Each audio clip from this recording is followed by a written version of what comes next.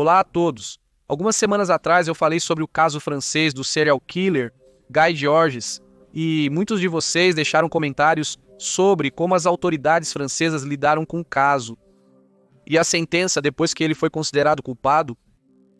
Para quem não viu o vídeo, deixarei um link no final. Bem, hoje estamos voltando para a França para outro caso verdadeiro, e eu enfatizo a palavra verdadeiro, pois todos vocês seriam perdoados por pensar que, do começo ao fim, isso é obra de ficção. Eu asseguro a vocês que é tudo verdade. Então sentem-se enquanto voltamos para a França dos anos 1950. Yvonne Chevalier nasceu em 1911 na França. Ela era de uma família pobre. Ela morava em uma fazenda perto da cidade de Orléans, que fica a cerca de 75 milhas ao sul de Paris. Yvonne se saiu bem na escola e se tornou uma parteira no hospital local. Colegas no hospital a descreveram como tímida, e quando ela tinha 24 anos, ela conheceu Pierre Chevalier, um estudante de medicina de 26 anos. Ele era confiante de uma proeminente família de Orleans. Apesar das diferenças sociais, eles se sentiram instantaneamente atraídos um pelo outro. Yvonne se mudou para o apartamento de Pierre poucas semanas após se conhecerem. Desde o início, o relacionamento foi intenso, tanto fisicamente quanto emocionalmente. Embora Pierre fosse um estudante de medicina muito ocupado, ele observava muito de perto os desenvolvimentos políticos no continente. Em 1939 começou a Segunda Guerra Mundial, e em 1940 o exército alemão invadiu a França e rapidamente ocupou a maior parte do país. Orleans era apenas a 10ª maior cidade da França, mas tornou-se um alvo tático por causa do rio Loire, que era considerado uma linha de demarcação. As forças alemãs bombardearam implacavelmente Orleans, destruindo muitos de seus tesouros históricos, incluindo um museu dedicado à sua heroína local, Joana d'Arc. A França se rendeu em 22 de junho de 1940. Uma força militar alemã ocupou 3/5 do país, incluindo Paris e Orléans. Quando a guerra começou, Yvonne acabara de dar à luz ao seu primeiro filho, Matteo, e Pierre estava em seus últimos meses de treinamento médico. Antes de terminar seus estudos médicos, no entanto, ele tomou a corajosa decisão de se juntar ao movimento francês livre de apenas 7.000 franceses.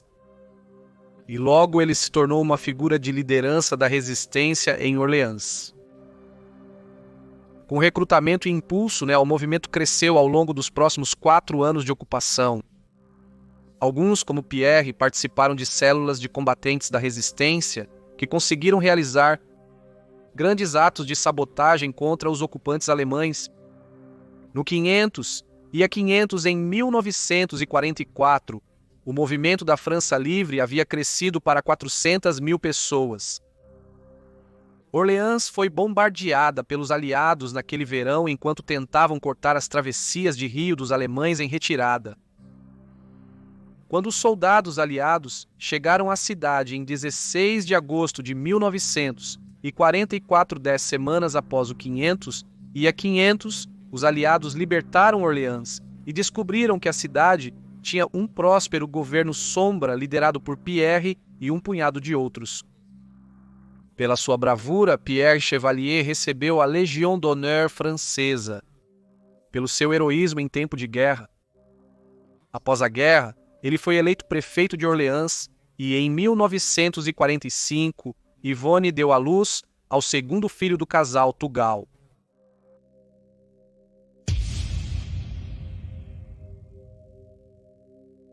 Apesar de sua carreira em medicina, Pierre sempre quis entrar para a política e passou cada vez mais tempo em Paris, enquanto Yvonne ficou para trás em Orleans para cuidar de seus filhos. Em 1950, ele foi eleito para a Assembleia Nacional, o que significava que ainda mais tempo seria necessário em Paris. Então ele alugou um apartamento lá e frequentemente passava a noite. Como qualquer político, ele mantinha uma agenda ocupada com aparições em funções políticas e sociais, para as quais sua esposa raramente o acompanhava. Pierre era descrito como bonito, audacioso e socialmente habilidoso.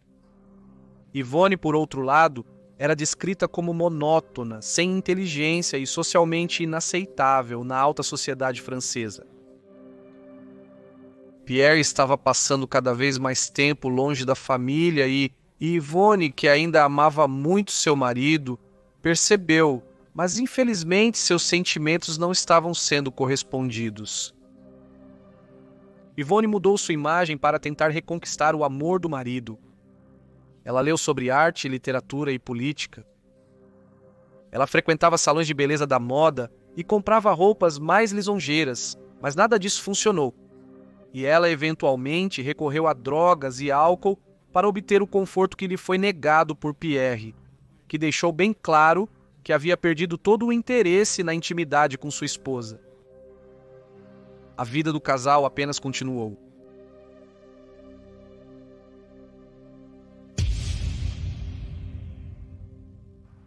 Então, na primavera de 1951, Yvonne recebeu uma carta anônima sugerindo que seu marido estava tendo um caso. Ela ficou chocada e irritada e imediatamente foi e revistou seus armários em busca de evidências. Ela não precisou procurar muito e encontrou uma carta de amor no bolso de um dos seus ternos. Dizia: "Sem você a vida não teria beleza ou significado para mim." A carta foi assinada por Jeanne. Ela sabia quem era Jeanne. Ela era sua vizinha, Jeanne Perrault. Bonita, inteligente, bem educada e ultra sofisticada. Ela era casada e 15 anos mais jovem que seu rico marido chamado Léon. Talvez o tipo de mulher que Pierre deveria ter se casado primeiro. Como a Yvonne e Pierre, Jeanne Perrault e seu marido pareciam totalmente incompatíveis. Ele era de meia idade, velho, baixo e rotundo, o dono de uma das lojas de departamentos mais prestigiadas e lucrativas de Orléans.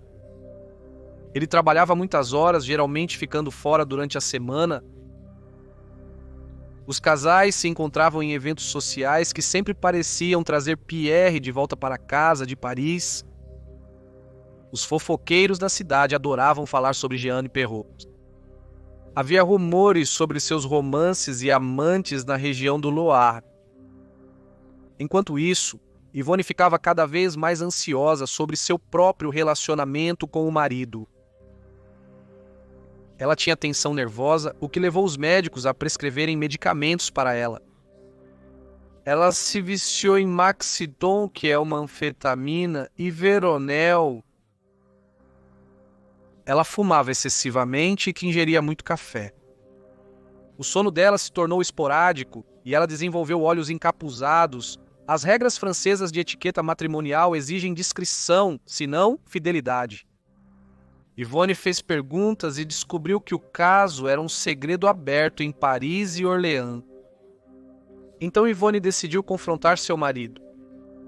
Ela deixou as crianças com a empregada e pegou um trem para Paris.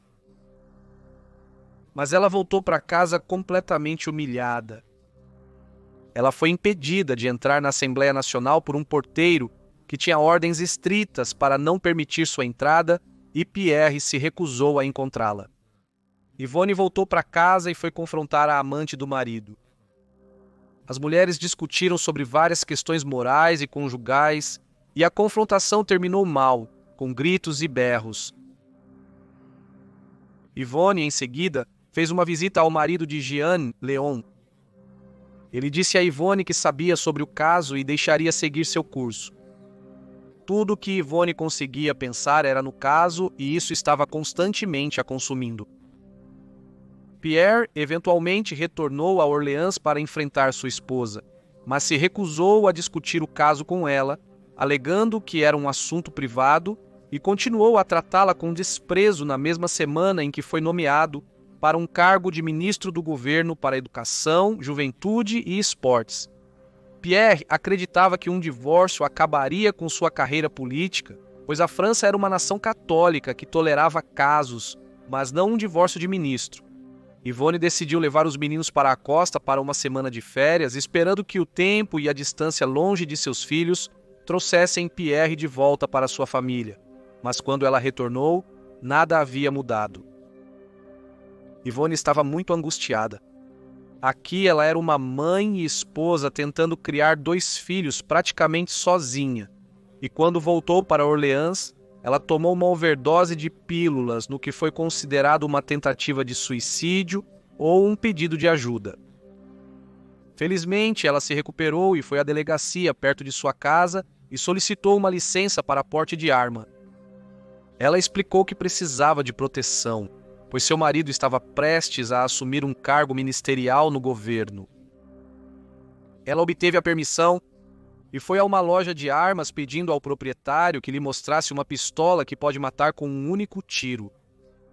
O proprietário recomendou uma MAB 7.65, uma semiautomática francesa com um carregador de 9 rodadas.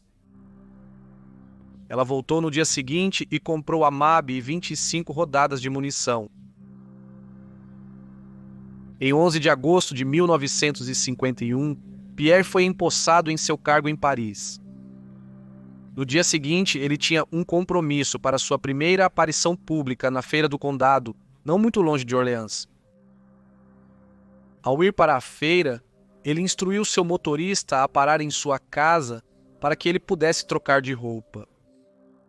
Ele entrou em sua casa, falou com seus filhos e subiu para seu quarto de vestir para se trocar para sua aparição pública.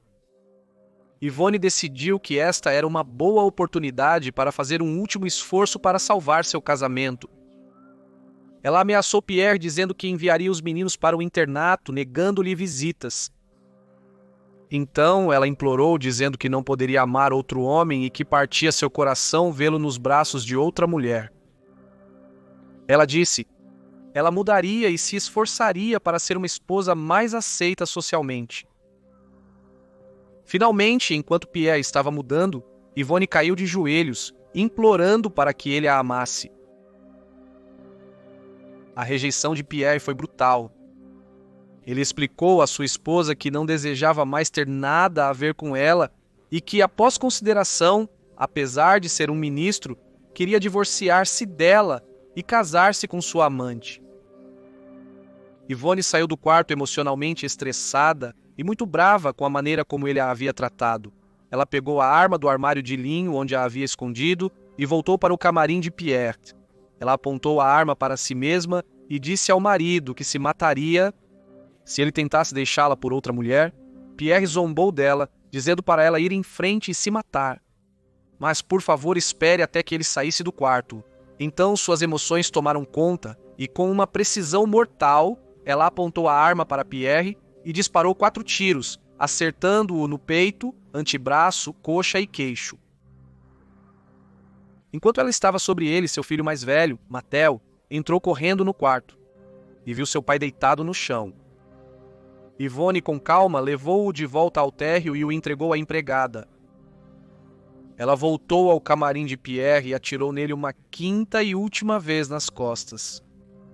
Minutos depois, ela ligou para a delegacia dizendo: "Por favor, venham aqui imediatamente, meu marido precisa de vocês urgentemente." O gendarme chegou e a prendeu. Yvonne foi acusada de assassinato e confinada na prisão por mais de 1 ano enquanto aguardava julgamento. Os procedimentos foram transferidos para Rennes, 150 milhas a nordeste de Orleans, numa tentativa falha de reduzir o interesse público. Por meses, a história foi notícia de primeira página na França. Também teve grande destaque nos jornais espanhóis, italianos e britânicos, além de ser reportado no New York Times e destacado na revista New Yorker. Yvonne não mencionou o motivo do triângulo amoroso em sua primeira entrevista com a polícia, mas depois confessou que estava com ciúmes do afeto do marido por Jeanne.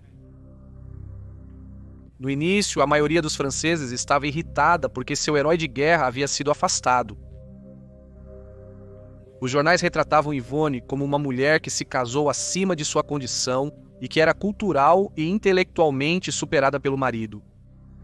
A opinião geral do público francês era quem poderia culpar Pierre por buscar uma companheira mais sofisticada. Com o passar do tempo, no entanto, a opinião pública começou a mudar à medida que detalhes do caso de Pierre e do tratamento frio e cruel de sua esposa começaram a aparecer na imprensa. O jornalista francês Jean Laborde, um repórter com François, passou um tempo entrevistando a família de Yvonne e teve acesso às suas cartas. Vez após vez, ela jurava amor emocional a Pierre, mesmo revelando sua ansiedade sobre o relacionamento dele com sua amante. Com o julgamento se aproximando, os franceses escreviam diariamente sobre a história. Repórteres, psicólogos, sociólogos, criminologistas e outros comentaristas, todos dando sua opinião sobre o caso.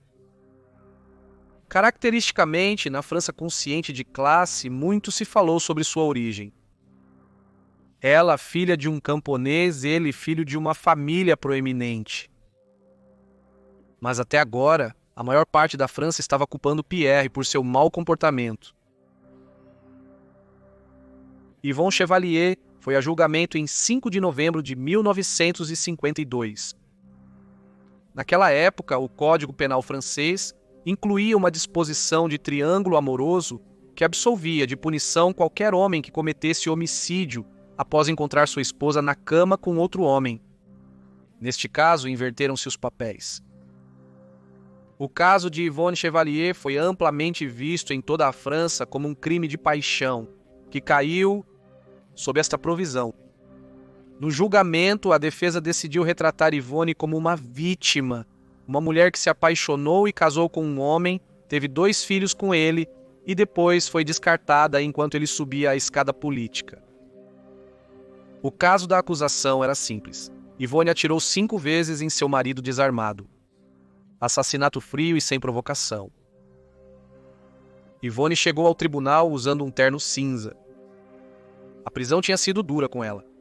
Ela estava magra e pálida, o que evocou ainda mais simpatia dos espectadores, repórteres e do juiz, cujo nome era Raymond Jardine. O juiz estava muito interessado em Yvonne. Ele queria saber sobre o casamento dela e o que ela tinha ou não tinha dito para a amante do marido quando a confrontou.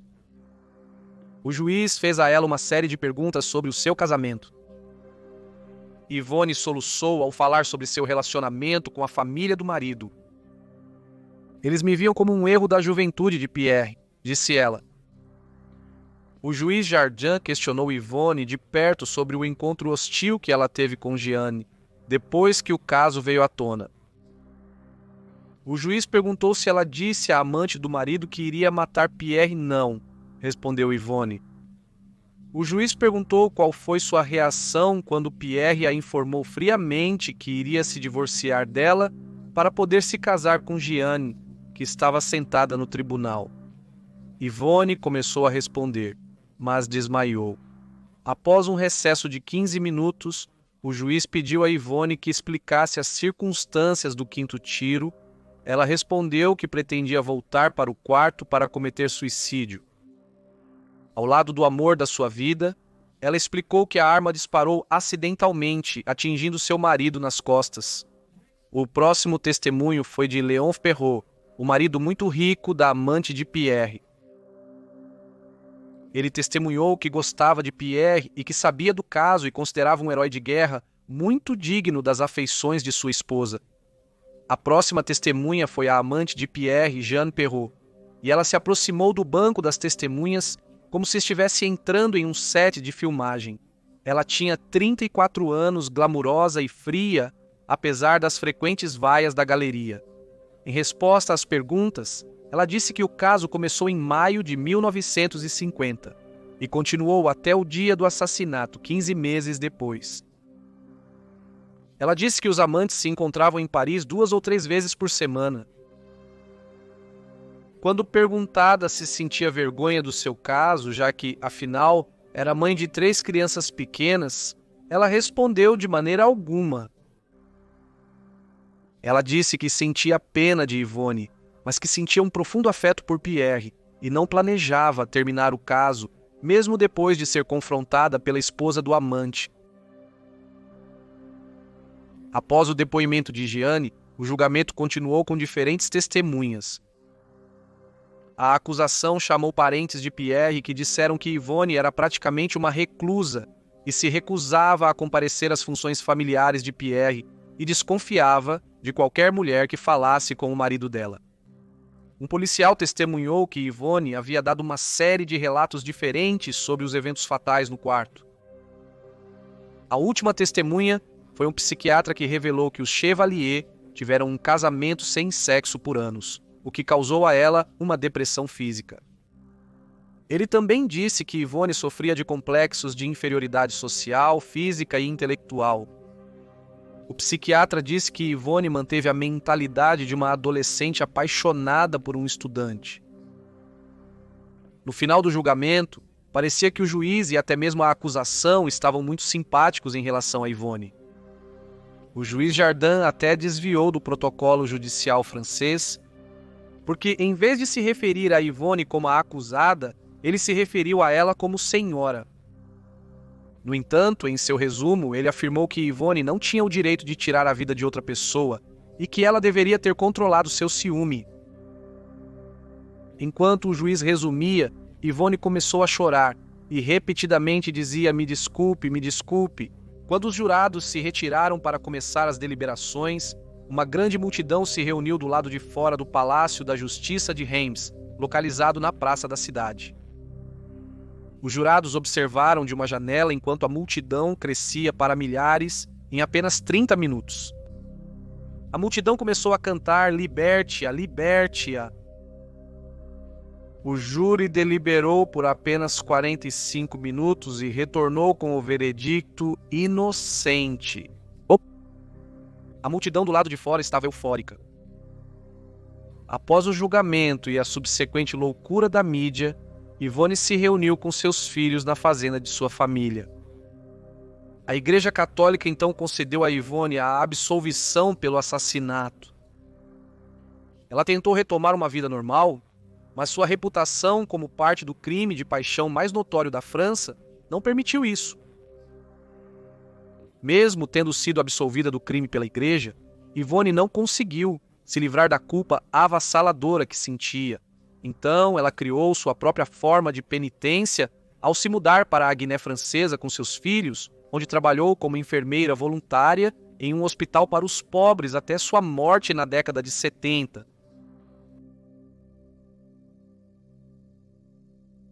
Ok, pessoal, muito obrigado por ouvirem. Eu realmente espero que vocês tenham gostado do vídeo. Seria muito interessante receber seus feedbacks e comentários sobre o que vocês acharam do vídeo e do veredito. Se você ainda não ouviu a história de Guy George, o link está na página agora. E com isso, nos vemos na próxima vez no próximo caso breve.